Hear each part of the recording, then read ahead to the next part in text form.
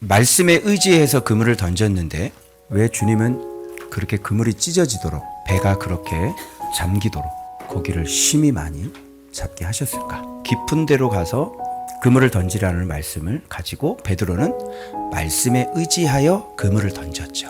그랬더니 심히 많이 잡았잖아요. 이런 걸 보고 많은 사람들이 깊은 데로 가서 그물을 던지라, 말씀에 의지해서 그물을 던져라, 그러면 응답이 될 것이다, 뭐 이런 식으로 해석을 하는데 완전히 잘못된 해석이에요. 이것을 이해하기 위해서는 베드로의 첫 번째 콜링을 이해해야 합니다. 메시아인지를 알았으면 왜 이들은 예수님을 따르지 않았을까요? 베드로와 야고보, 요한은 어부의 일을 계속 하고 있다는 이 사실을 우리가 놓치지 말아야 되는 겁니다. 제자로 콜링받은 그 사람은 세상 일에 열심히 하고 있는 것이죠.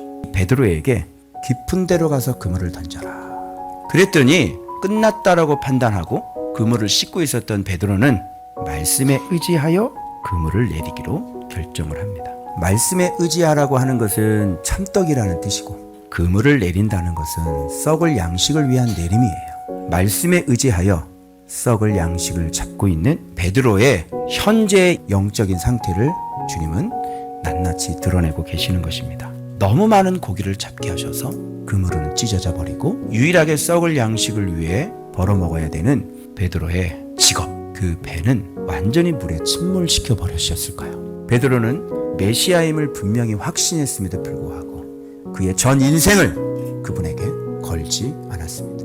자기의 직업을 떠날 수 없었고, 자기의 삶의 환경을 떠날 수 없었고, 자기가 자기 인생의 주도권을 갖고 있어서 고기 잡는 것을 위하여 지금 말씀을 이용하고 있는 것이에요. 내 삶을 유지하기 위하여 누가 필요한 거예요?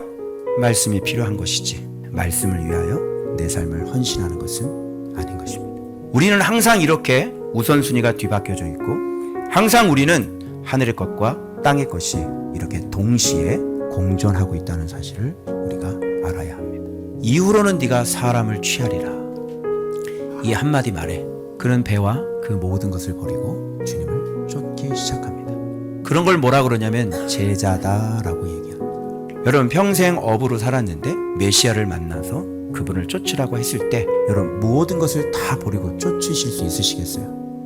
사랑하는 여러분, 오늘 주님께서 우리를 부르셨습니다. 여러분의 우선순위는 어디에 있고, 그리고 여러분의 삶의 방식은 어떤 삶의 방식을 따르고 계시는지, 오늘 이 말씀이 여러분의 기준이 되시길 그리스도의 이름으로 축원합니다.